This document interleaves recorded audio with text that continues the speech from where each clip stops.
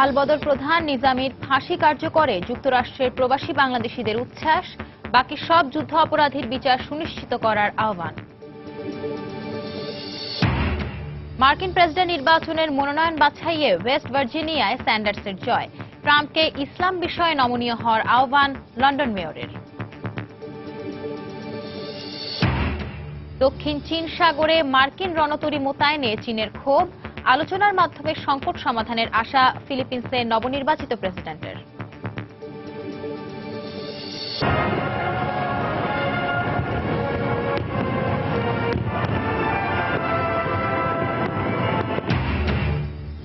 উত্তর কোরিয়ায় ক্ষমতাসীন দলের কংগ্রেস সমাপ্তি উপলক্ষে মনোমুগ্ধকর আয়োজন, পারমাণবিক শক্তিধর রাষ্ট্র দাবি করায় পিয়ংইয়ং এর নিন্দায় সিউল।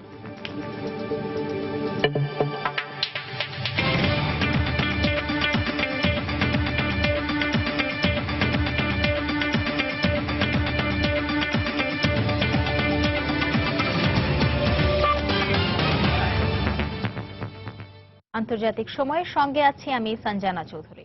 আলবদর নেতা মতিউর রহমান নিজামীর ফাঁসি কার্যকরে সন্তোষ প্রকাশ করেছেন যুক্তরাষ্ট্রের প্রবাসী বাংলাদেশিরা। সেই সঙ্গে যুদ্ধাপরাধী মীর কাশেম আলী সহ সকল মানবতাবিরোধী অপরাধীর বিচার সুনিশ্চিত করতে সরকারের প্রতি আহ্বান জানিয়েছে নিউ ইয়র্কে মুক্তিযুদ্ধের সপক্ষের বিভিন্ন সংগঠন। নিউ ইয়র্ক থেকে শিহাবুদ্দিন কিসরুর পাঠানো তথ্য ছবি নিয়ে দেখুন ডেস্ক রিপোর্ট।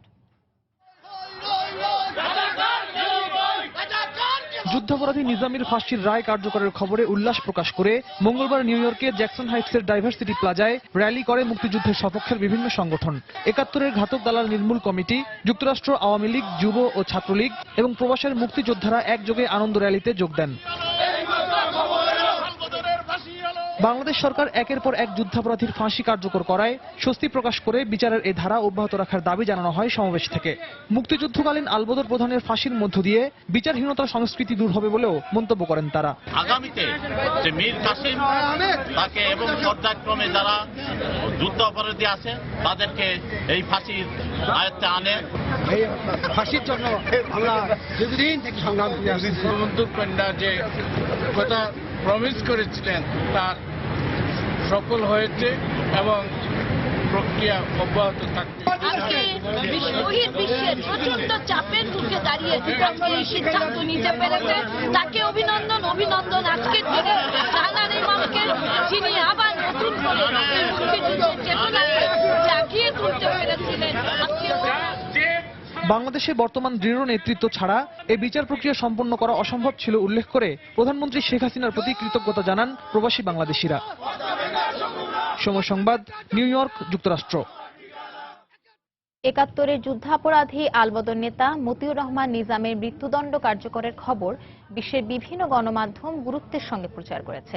গত রাত ১২টা ১০ নিজামের ফাঁসি কার্যকরের পর বিবিসি তাদের মূল শিরোনাম করে খবরটি। প্রতিবেদনে তাকে বাংলাদেশের একজন ইসলামী নেতা বলে উল্লেখ করা হয়। তবে কাতার ভিত্তিক গণমাধ্যম আল জাজিরার মূল শিরোনামেও ছিল নিজামীর ফাঁসির খবর। সেখানে বলা হয় যুদ্ধাপরাধের দায়ে তার মৃত্যুদণ্ড কার্যকর করা হয়েছে। পাকিস্তানের গণমাধ্যম ডনের অনলাইন সংস্করণের মূল শিরোনামে উঠে আসে নিজামীর ফাঁসির খবর। ডনের প্রতিবেদনে জানানো হয় বাংলাদেশের সবচেয়ে বড় ইসলামী দল জামায়াতের শীর্ষ নেতাকে ফাঁসিতে ঝুলিয়ে মৃত্যুদণ্ড কার্যকর করা হয়েছে। যদিও যুদ্ধ অপরাধীদের বিচার নিয়ে সারা বিশ্বে সমালোচনার ঝড় উঠেছে বলে প্রতিবেদনে মন্তব্য করা হয়। এছাড়া ভারতীয় গণমাধ্যম দ্য হিন্দু সহ বেশ কয়েকটি গণমাধ্যমেও খবরটি ফলাও করে প্রচার করা হয়। ওয়েস্ট ভার্জিনিয়ার প্রাইমারি দিয়ে এবার আরেকটি জয়ের স্বাদ পেলেন আগামী মার্কিন প্রেসিডেন্ট নির্বাচনের ডেমোক্র্যাট দলের মনোনয়ন প্রত্যাশী বার্নি স্যান্ডার্স। তবে মনোনয়নের দৌড়ে এখনও হিলারির চেয়ে অনেকটা পিছিয়ে রয়েছেন ভারমন্টের এই সিনেটর। এদিকে বিনা প্রতিদ্বন্দ্বিতায় ওয়েস্ট ভার্জিনিয়া ও নেব্রাস্কায় জয় নিশ্চিত করেছেন রিপাবলিকান প্রার্থী ডোনাল্ড ট্রাম্প। জয়ের পথে যখন আরেক ধাপ এগিয়ে গেছেন ট্রাম্প, তখন লন্ডনের নতুন মেয়র সাদিক খান তার প্রতি আহ্বান জানালেন মুসলমানদের প্রতি যে বিদ্বেষী মনোভাব তার রয়েছে তা পরিবর্তনের। মঙ্গলবার ওয়েস্ট ভার্জিনিয়ায় প্রাইমারিতে জয়ের পর বিজয় উল্লাস করে ভারমন্টের সিনেটর বার্নি স্যান্ডার্সের সমর্থকরা। এ সময় স্যান্ডার্স ডেমোক্রেট দলের সমর্থকদের উদ্দেশ্যে বলেন, তার বা হিলারির এখন একটাই লক্ষ্য, তা হচ্ছে যে কোনো মূল্যে ডোনাল্ড ট্রাম্পকে হারানো।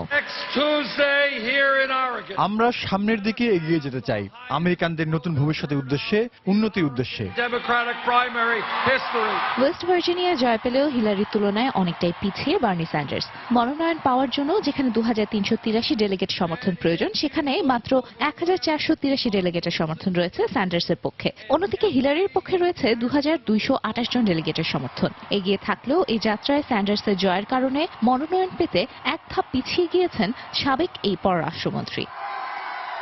এদিকে আবার সব রিপাবলিকান প্রতিদ্বন্দ্বী মনোনয়নের দৌড় থেকে সরে দাঁড়ানোয় নেব্রাস্কা আর ওয়েস্ট ভার্জিনিয়ায় নিশ্চিত জয় পেয়েছেন ডোনাল্ড ট্রাম্প। রিপাবলিকান দলের মনোনয়ন পাওয়া যখন অনেকটাই নিশ্চিত করে ফেলেছেন তিনি, ঠিক তখনই টেক্সাসের সিনেটর এবং ট্রাম্পের একসময়কার প্রধান প্রতিদ্বন্দ্বী জানান দিলেন, জয়ের সম্ভাবনা থাকলে আবারও মনোনয়নের লড়াইয়ে নামতে পারেন তিনি। গেল মঙ্গলবার রেডিওতে দেয়া এক সাক্ষাৎকারে এই কথা বলেন টেড ক্রুজ। ট্রাম্পের মনোনয়ন পাওয়া যখন একরকম নিশ্চিত, তখনই লন্ডনের নতুন মেয়র সাদিক খান আহ্বান জানালেন ট্রাম্পের মুসলমান বিদ্বেষী মনোভাব প্রত্যাহারের জন্য। তিনি বলেন, নির্বাচনে জয় পেলে কোনো মুসলমানকে যুক্তরাষ্ট্রে প্রবেশ করতে না দেওয়ার প্রতিশ্রুতি অনুযায়ী ট্রাম্প জয়ী হলে তিনি আমেরিকায় ঢুকতে পারবেন না, যা খুবই দুঃখজনক। এর কিছুক্ষণ পরেই ট্রাম্প সাদিকের কথার জবাবে বলেন, আর কোনো মুসলমান না পারলেও লন্ডনের মেয়র হিসেবে সাদিক যুক্তরাষ্ট্র প্রবেশ করতে পারবেন। আর এর মধ্যে দিয়েই সাদিকের মুসলমানদের প্রতি নমনীয় হওয়ার প্রস্তাব প্রত্যাখ্যান করলেন ডোনাল্ড ট্রাম্প। সঞ্জীব মুনিয়া, সময় সংবাদ। আন্তর্জাতিক সময় আরো দেখবেন, রাশিয়া ও যুক্তরাষ্ট্রের পারস্পরিক সহযোগিতায় সিরিয়ার সংকট নিরসনের আশা পুতিনের, শান্তি প্রতিষ্ঠায় মস্কোর প্রস্তাব অকার্যকর বললেন কেরি।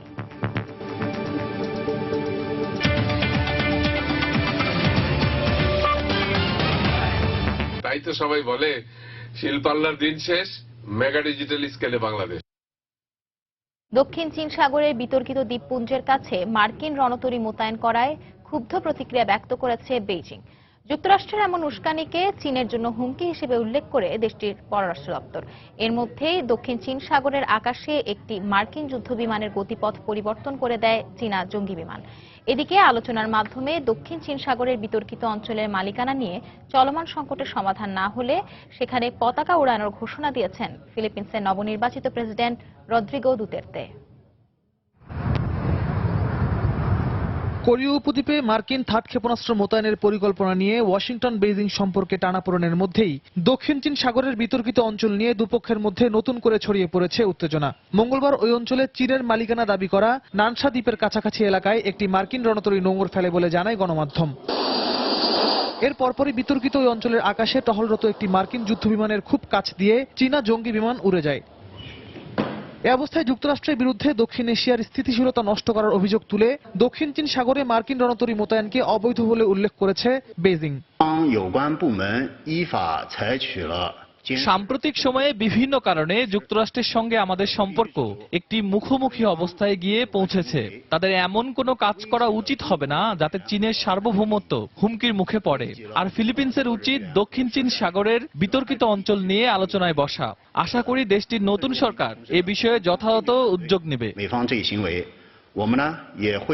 ফিলিপিন্সের নবনির্বাচিত প্রেসিডেন্ট রদ্রিগো দুতের্তেও সংলাপের মাধ্যমে দক্ষিণ চীন সাগরের দ্বীপপুঞ্জ ও প্রবাল প্রাচীরের মালিকানা বিষয় সমাধানের আশা প্রকাশ করেছেন। অন্যথায় চীনের মালিকানা দাবি করে আসা স্পার্টলি দ্বীপপুঞ্জে জোরপূর্বক পতাকা উড়ানোরও হুঁশিয়ারি দেন তিনি। চীন ও ফিলিপিন্স ছাড়াও তাইওয়ান, ইন্দোনেশিয়া, ভিয়েতনাম, মালয়েশিয়া এবং ব্রুনেই দক্ষিণ চীন সাগরের বিতর্কিত অঞ্চলের মালিকানা দাবি করে আসছে। রিয়াদুল ইসলাম, সময় সংবাদ। উত্তর কোরিয়ায় ক্ষমতাসীন ওয়ার্কার্স পার্টির ঐতিহাসিক ৭ম কংগ্রেসের সমাপ্তি উপলক্ষে মঙ্গলবার আয়োজন করা হয় মনোমুগ্ধকর মশাল মিছিল ও আতশবাজি প্রদর্শনীর।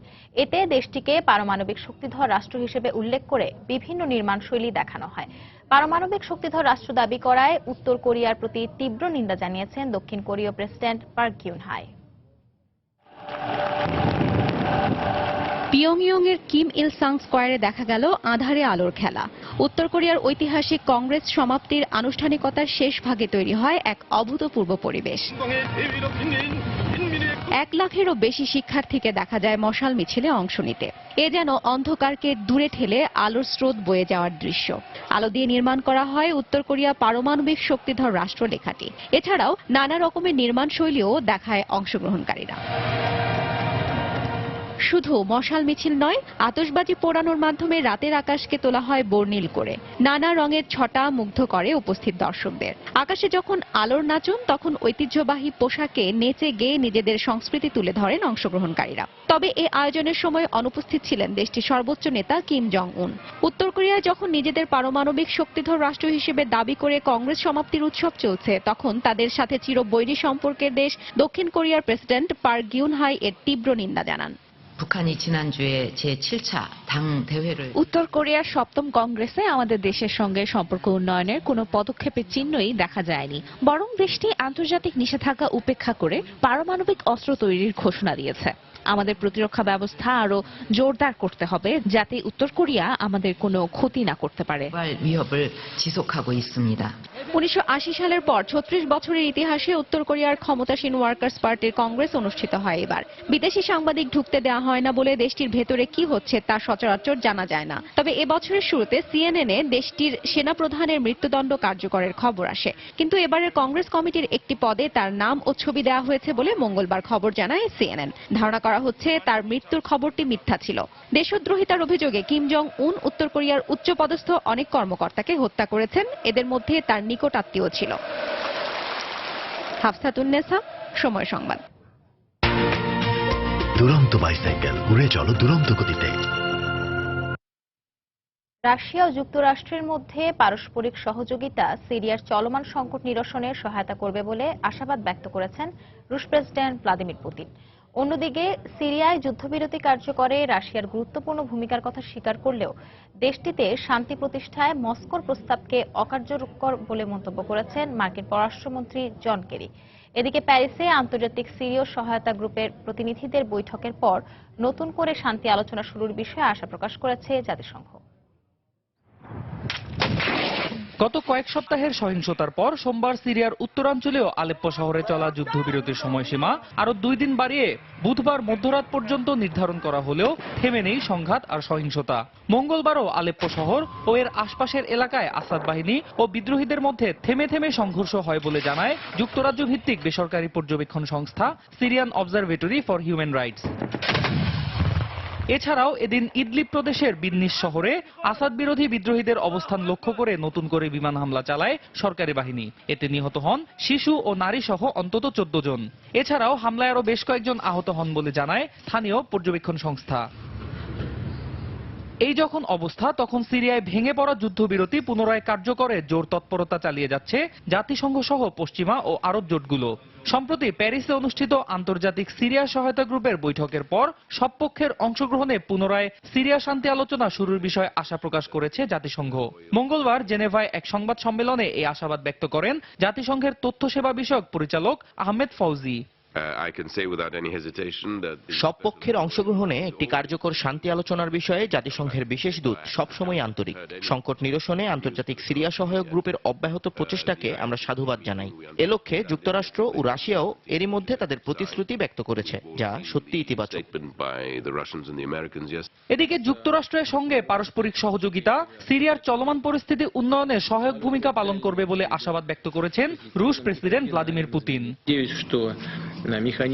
সিরিয়ায় শান্তি প্রতিষ্ঠায় আমরা আমাদের সহযোগী দেশগুলোর প্রতিনিধিদের সঙ্গে বেশ কিছু কর্মকৌশল নির্ধারণ করেছি। বিশেষ করে মার্কিন সেনাবাহিনীর সঙ্গে যৌথ কর্মপরিকল্পনা গ্রহণ করেছি আমরা, যেগুলোর বাস্তবায়ন সম্ভব হলে শিগগিরই সিরিয়ায় একটি ইতিবাচক পরিবর্তন দেখতে পাবো আমরা।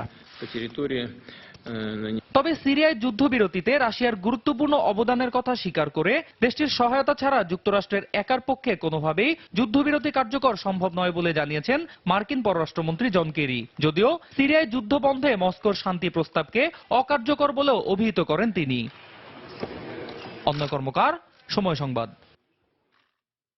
ইরাকের যুদ্ধক্ষেত্র থেকে পালিয়ে যাওয়ার অভিযোগে এবার নিজেরাই নিজেদের সদস্যদের জ্যান্ত কবর দিয়ে এবং গুলি করে হত্যা করেছে জঙ্গি গোষ্ঠী আইএস। মঙ্গলবার জঙ্গি গোষ্ঠীটির এমন নৃশংসতার খবর প্রকাশ করেছে ইরাকের বেশ কয়েকটি গণমাধ্যম। তবে ঠিক কত সংখ্যক আইএস সদস্য এমন নৃশংসতার শিকার হয়েছেন সে বিষয়ে ভিন্ন তথ্য দিয়েছে গণমাধ্যমগুলো। ইরাকি নিউজ ৪৫ জন নিহতের খবর জানালেও স্থানীয় অন্যান্য গণমাধ্যম বলছে নিহতের সংখ্যা ৩৫। আইএস অধ্যুষিত ইরাকের মসুল শহর থেকে ৬০ কিলোমিটার দক্ষিণে অবস্থিত কায়ারাহ শহরের একটি প্রত্যন্ত এলাকায় এসব হত্যাকাণ্ড সংঘটিত করে আইএস।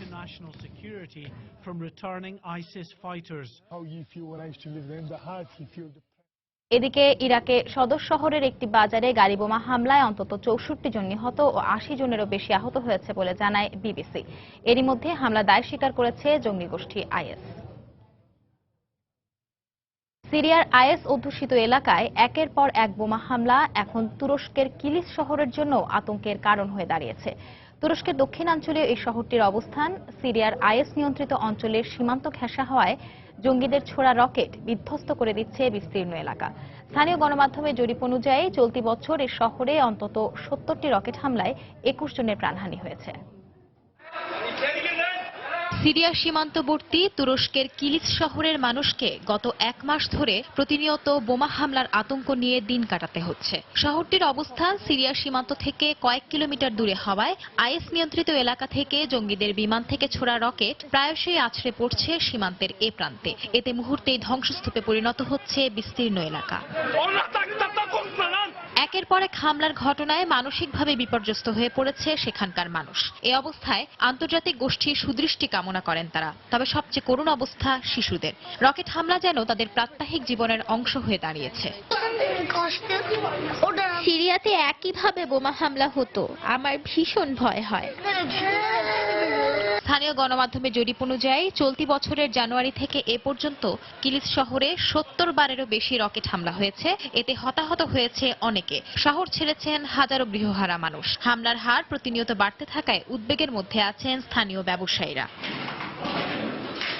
কিলিস শহরে আশ্রিত প্রায় ১.৫ লাখ সিরীয় শরণার্থী যুদ্ধ ও সহিংসতার ভয়ে দেশ ছেড়ে এসেছেন ঠিকই, কিন্তু শান্তি এখনো অধরাই রয়ে গেছে। মৃত্যুর মিছিলে প্রায় প্রতিদিন যোগ হচ্ছে কেউ না কেউ। সম্প্রতি বোমা হামলা কেড়ে নিয়েছে এই পরিবারটির ৫ বছরের এক ক্ষুদে সদস্যের প্রাণ। তারপর থেকে আনন্দ যেন চিরবিদায় নিয়েছে ক্ষতিগ্রস্ত পরিবারটি থেকে। কিলিসের প্রতিটি হামলার হিসেব নেওয়া হবে বলে গত সপ্তাহে প্রেসিডেন্ট রিসেপ তাইপ এরদোয়ান হুঁশিয়ারি করলেও পরিস্থিতির কোনো পরিবর্তন হয়নি। সীমান্ত এলাকা থেকে জঙ্গিদের হটাতে এ নিয়ে কয়েক দফা যুক্তরাষ্ট্রের সঙ্গে বৈঠকে বসে দেশটি। এ অবস্থায় তুরস্ক সিরিয়ায় স্থল অভিযানের পাশাপাশি বিমান হামলা জোরদারের কথা বললেও তার প্রয়োজন নেই বলে জানিয়েছে রাশিয়া।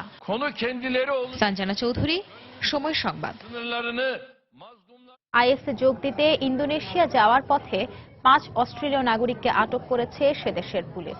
অস্ট্রেলিয়ার ফেডারেল পুলিশের বরাত দিয়ে বিবিসি জানিয়েছে, বুধবার কুইন্সল্যান্ড থেকে একটি মাছ ধরার নৌকা করে তারা ইন্দোনেশিয়ায় যাওয়ার চেষ্টা করে। পুলিশ জানিয়েছে, ইন্দোনেশিয়া থেকে ফিলিপিন্স হয়ে তাদের সিরিয়ায় যাওয়ার পরিকল্পনা ছিল। আটককৃতদের মধ্যে একজন ২০১৪ সালে ফিলিপিন্সে আটক হয়েছিলেন। এদিকে এই ঘটনার পর অস্ট্রেলিয়ার ফেডারেল পুলিশের পক্ষ থেকে জানানো হয়েছে, নৌপথে নিরাপত্তা বাড়ানো হচ্ছে। There have been reports that seem to be downplaying this somewhat. I want it to be perfectly clear.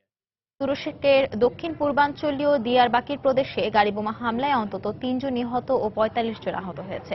মঙ্গলবার কুর্দি অধ্যুষিত এলাকাটিতে নিরাপত্তা বাহিনী পিকেকে বিরোধী অভিযান শুরুর প্রস্তুতিকালে পুলিশের একটি গাড়ি লক্ষ্য করে এই হামলা চালানো হয়। কারো পক্ষ থেকে এর দায় স্বীকার করা না হলেও সশস্ত্র পিকেকে এ হামলা চালিয়ে থাকতে পারে বলে ধারণা করা হচ্ছে। এতে বেশ কয়েকজন বেসামরিক নাগরিক হতাহতের পাশাপাশি অন্তত ১২ জন পুলিশ সদস্য আহত হয়।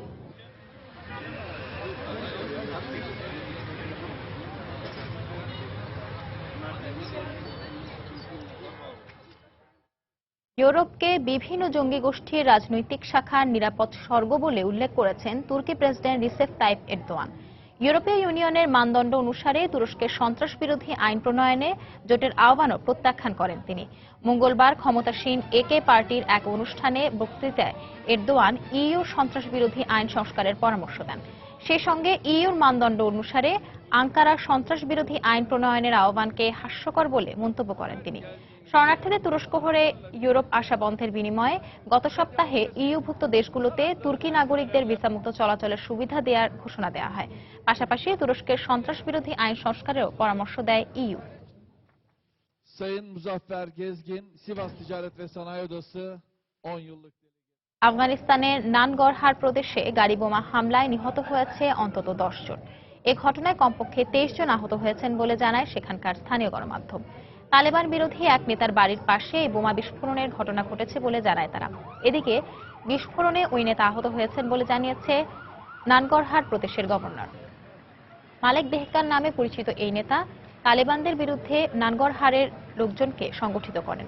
এখন পর্যন্ত কেউ হামলার দায় স্বীকার না করলেও এর জন্য তালেবান জঙ্গি গোষ্ঠীকে সন্দেহ করা হচ্ছে।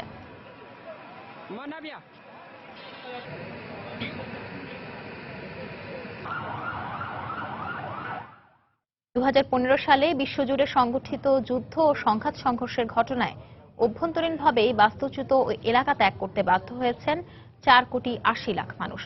এদের মধ্যে নিজ দেশেই ঘরবাড়ি হারিয়ে অন্যত্র পালিয়ে যাওয়া মানুষের সংখ্যা প্রায় 1 কোটি। সম্প্রতি প্রকাশিত একটি আন্তর্জাতিক পর্যবেক্ষক প্রতিষ্ঠানের প্রতিবেদনে এ তথ্য তুলে ধরা হয়। এতে বলা হয়, ভুক্তভোগীদের বেশিরভাগই ইয়েমেন, সিরিয়া ও ইরাকের নাগরিক। গেল বছরের মার্চে ইয়েমেনে সৌদি জোটের হাউথি বিরোধী বিমান অভিযান শুরুর পর দেশটির মোট জনসংখ্যার 8 ভাগ বাসিন্দাই বসতভিটা ছেড়ে পালিয়ে গেছেন।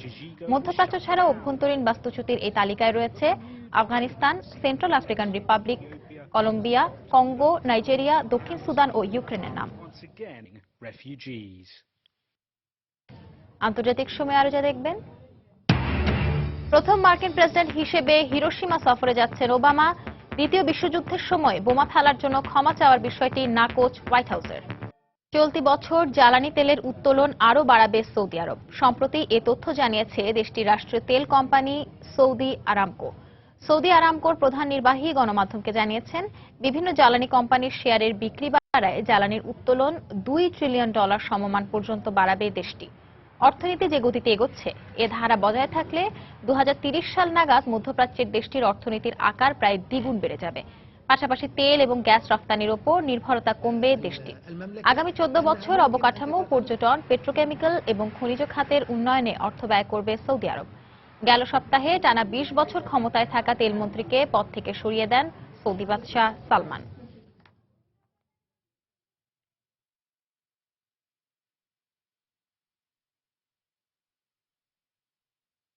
পাকিস্তানের সাবেক প্রধানমন্ত্রী ইউসুফ রাজা গিলানির অপহৃত ছেলেকে 3 বছর পর মঙ্গলবার আফগানিস্তান থেকে উদ্ধার করা হয়েছে। পাকিস্তান সহ বেশ কয়েকটি আন্তর্জাতিক গণমাধ্যমে তার উদ্ধারের খবরটি প্রকাশ করা হয়। 3 বছর আগে গিলানির ছেলে আলী হায়দার গিলানিকে প্রাদেশিক নির্বাচনের প্রচারণার সময় মুলতান থেকে অপহরণ করা হয়। আল কায়দার একটি ঘাঁটিতে আফগান ও যুক্তরাষ্ট্রের যৌথ বাহিনীর অভিযানে তাকে উদ্ধার করার কথা জানানো হয়। আলী হায়দার সুস্থ আছেন এবং তাকে পাকিস্তানে ফেরত পাঠানোর প্রক্রিয়া শুরু হয়েছে বলে জানান পাকিস্তানের নিযুক্ত আফগান রাষ্ট্রদূত। পানামা পেপারস কেলেঙ্কারিতে পাক প্রধানমন্ত্রীর পরিবারের নাম আসার ব্যাখ্যা চেয়ে নওয়াজ শরীফের বিবৃতি চেয়েছেন পাকিস্তানের বিরোধী দলীয় জোট। কিন্তু মঙ্গলবারের পার্লামেন্ট অধিবেশনে প্রধানমন্ত্রী নওয়াজ উপস্থিত না থাকায় ক্ষুব্ধ হয়ে ওয়াক আউট করেন বিরোধী দলীয় সদস্যরা। পরে স্থানীয় গণমাধ্যমের কাছে দেয়া এক সাক্ষাৎকারে বিরোধী দলীয় নেতা সাইদ খুরশিদ শাহ জানান, তারা পাকিস্তানের গণতন্ত্র শক্তিশালী করতে সংগ্রাম করছেন, আর সংসদে জবাবদিহিতার মাধ্যমেই তা সম্ভব। পানামা পেপারসে পরিবারের সদস্যদের নাম ওঠার কারণে প্রধানমন্ত্রী নওয়াজ শরীফকে দায় স্বীকার করার আহ্বান জানান তিনি। যুক্তরাজ্যের প্রধানমন্ত্রী ডেভিড ক্যামেরন নাইজেরিয়া ও আফগানিস্তানকে চরম দুর্নীতিগ্রস্ত দেশ বলে মন্তব্য করেছেন। ব্রিটেনের রানী দ্বিতীয় এলিজাবেথের 90তম জন্মদিন উপলক্ষে মঙ্গলবার বাকিংহাম প্যালেসে আয়োজিত এক অনুষ্ঠানে ক্যামেরন রানীর সঙ্গে কথোপকথনের সময় এমন মন্তব্য করেন। লন্ডনে অনুষ্ঠেয় দুর্নীতি বিরোধী সম্মেলনে অন্যান্য দেশের সঙ্গে আফগানিস্তান ও নাইজেরিয়ার অংশগ্রহণের কথা রয়েছে। সম্মেলন নিয়ে রানীর সঙ্গে কথা বলতে গিয়ে ক্যামেরন দেশ দুটিকে বিশ্বের সবচেয়ে দুর্নীতিগ্রস্ত বলে মন্তব্য করেন। এদিকে একই অনুষ্ঠানে গত বছর চীনের প্রেসিডেন্টের সঙ্গে ব্রিটেন সফরে আসা চীনা কর্তৃপক্ষের আচরণকে রূঢ় বলে মন্তব্য করেন রানী দ্বিতীয় এলিজাবেথ। গত বছর চীনা প্রেসিডেন্ট শি জিনপিং ব্রিটেন সফরে এলে নিরাপত্তার দায়িত্বে থাকা মেট্রোপলিটন পুলিশ কমান্ডারকে তিনি একথা বলেন।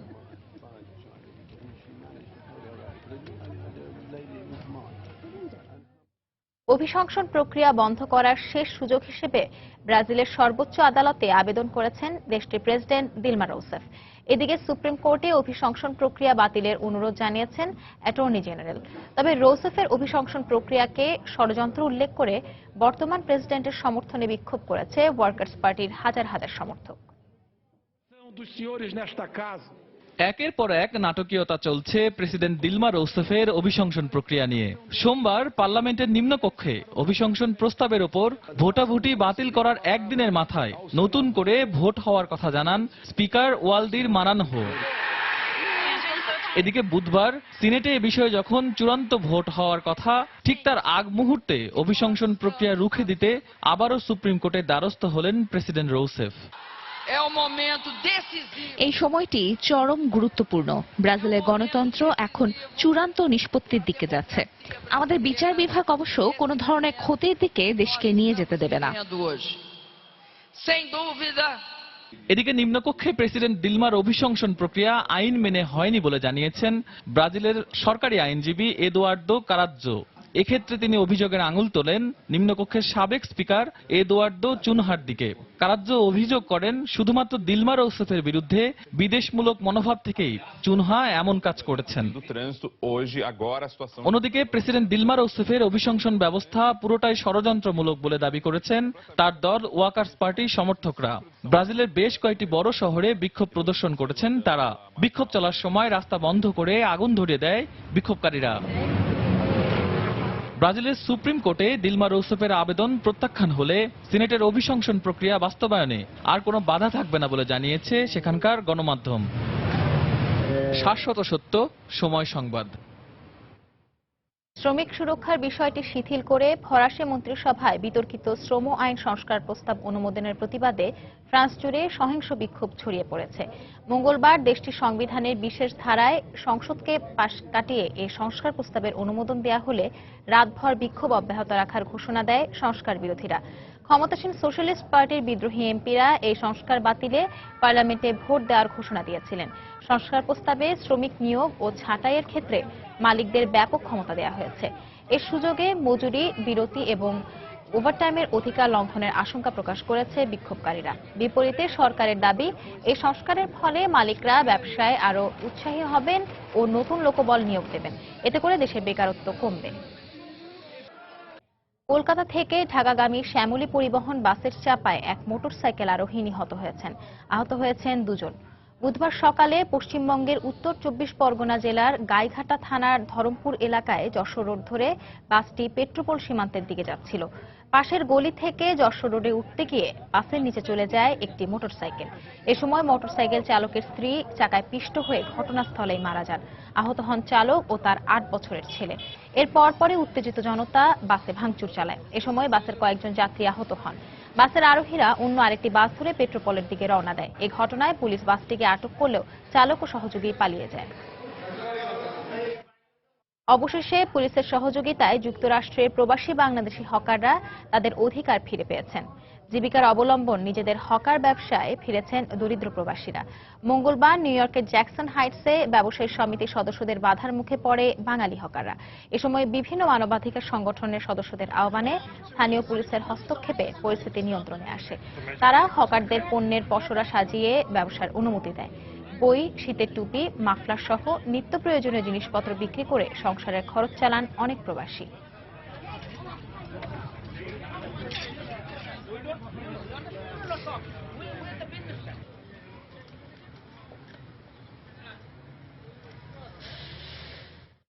জাপানে পারমাণবিক বোমা হামলার 70 বছর পর হিরোশিমা শহরে মার্কিন প্রেসিডেন্ট বারাক ওবামার সফরের ঘোষণাকে স্বাগত জানিয়েছে জাপান।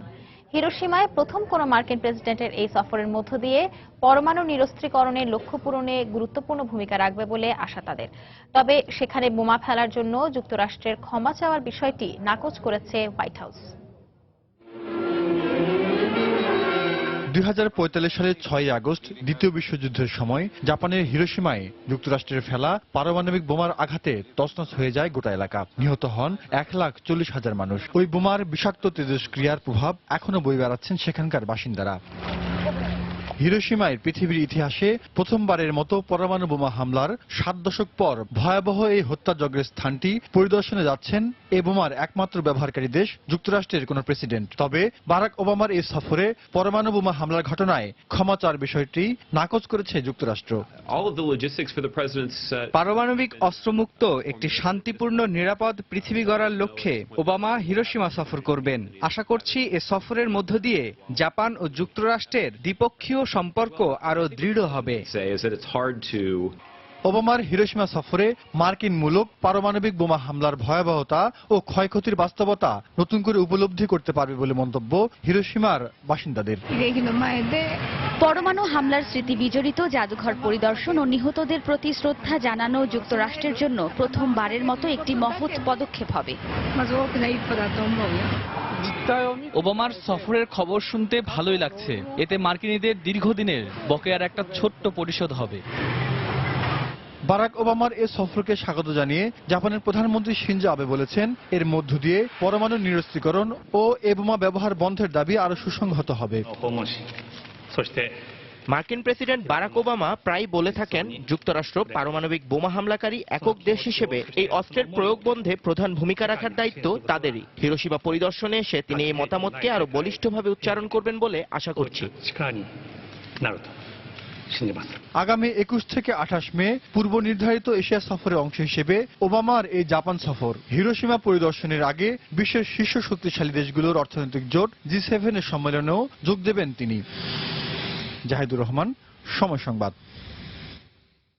ভারতের উত্তরাঞ্চলীয় রাজ্য হরিয়ানায় সন্তানে জন্ম দিয়েছেন 70 বছর বয়সী এক নারী।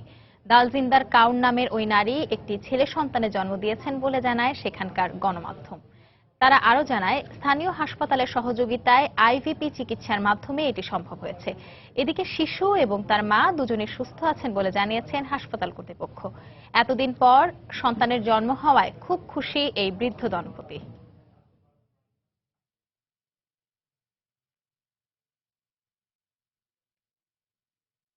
এ পর্যায়ে আবার জানিয়ে দিচ্ছি আন্তর্জাতিক সময়ের শীর্ষ সংবাদগুলো।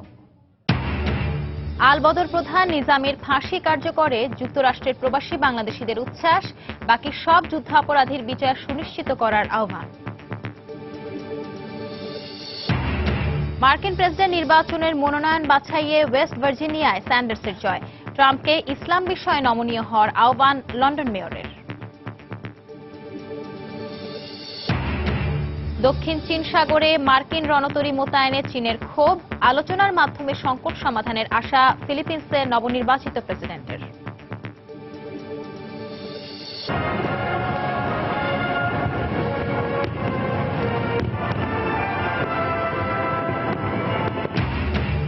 এবং উত্তর কোরিয়ায় ক্ষমতাসীন দলের কংগ্রেস সমাপ্তি উপলক্ষে মনোমুগ্ধকর আয়োজন, পারমাণবিক শক্তিধর রাষ্ট্র দাবি করায় পিয়ংইয়ং এর নিন্দায় সিউল।